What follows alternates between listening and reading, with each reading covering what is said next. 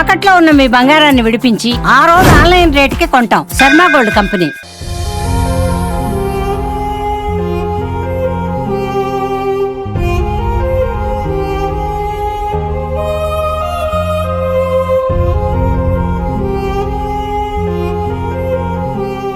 మధుసూదన్ కుటుంబాన్ని పరామర్శించారు కావాలి ఎక్స్ఎమ్మెల్యే ప్రతాప్ రెడ్డి గారు. సార్ నమస్తే.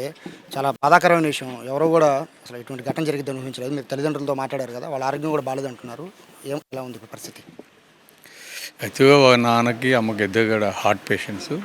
ఈ విషయం చూసి ఉదయం దాకా వాళ్ళకి తెలియదు. ఐ థింక్ 3 గంటలప్పుడు వాళ్ళ తల్లిదండ్రులకు తెలియజేయడం జరిగింది. వాళ్ళు చాలా బాధతో ఉన్నారు, మాట్లాడలేని పరిస్థితి ఉన్నారు. అదే ఈరోజు బాడీని కూడా ఇక్కడ తీసుకురావటం అది చూసి వాళ్ళు నిజంగా ఎంత బాధపడుతున్నారో, ఏ విధంగా ఏడుస్తున్నారో చూస్తే అర్థమవుతుంది. అంతేకాదు వాళ్ళ పిల్లలు ఇద్దరు ఉన్నారు, ఒక అబ్బాయి ఒక పాప, అదే వాళ్ళ మిస్సెస్. వాళ్ళంతా వాళ్ళ బాధ చూస్తే నిజంగా చాలా బాధ వేస్తుంది. ఇటువంటి జరగటం చాలా దురదృష్టకరం.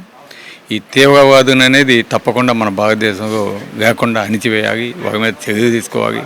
అదేవిధంగా మళ్ళా పునరావృతం కాకుండా పర్మనెంట్గా చేయాల్సిన బాధ్యత భారతదేశ ప్రభుత్వం మీద ఉంది. తప్పకుండా దాని మీద చర్యలు కూడా తీసుకుంటారని అనుకుంటున్నాం. ఎందుకంటే ఆల్రెడీ మీటింగ్స్ అన్నీ ఇక్కడ జరిగినాయి కాబట్టి. అదేవిధంగా కుటుంబానికి కూడా ప్రగాఢ సానుభూతి, ధైర్యాన్ని వారిని మేము మనసాగా కోరుకుంటున్నాం.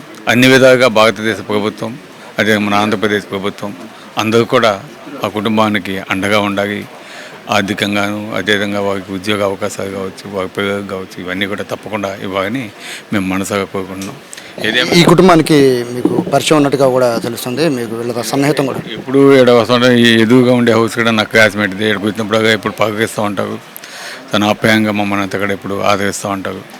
అయినా కూడా ఇటువంటి జరగటం అయితే చాలా బాధ. ఎందుకంటే అతను ఉండింది కూడా బెంగళూరు, మేము ఉండే కాడే రామూర్తి నగర్.